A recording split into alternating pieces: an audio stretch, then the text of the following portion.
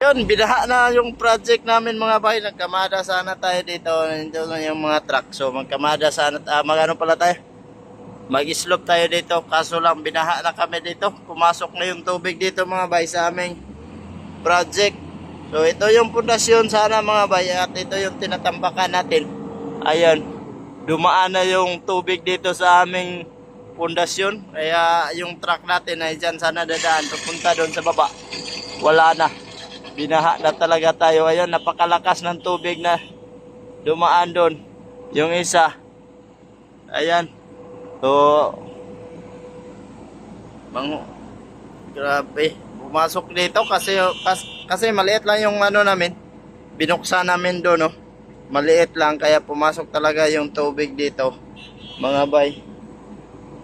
So, ayun na. Nagserbato na yung ating kasama doon dahil malakas na talaga yung ulan, mga baha mga bay.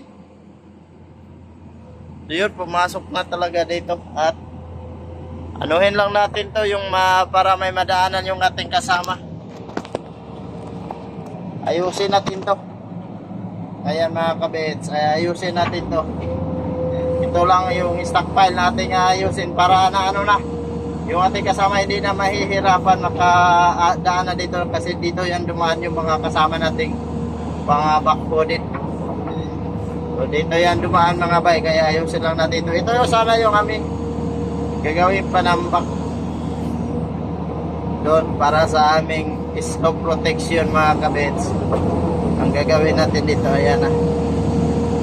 Patagin lang natin to mga bay para hindi naman rin mahihirapan yung ating mga kaibigan dito.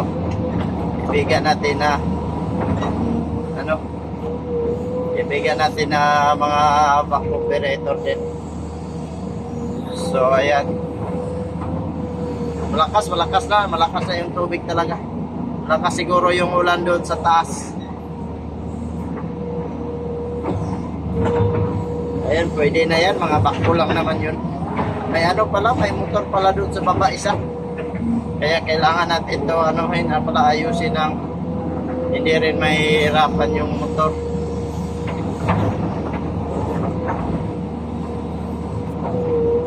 Yan mga bay. At pwede na siguro to. Hindi na natin pagandahan dahil tambakan din naman to mamaya.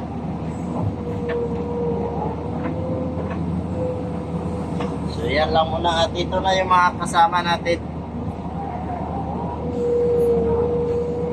Yun o, napakalakas yung daanan namin na ginawa doon. Wala na.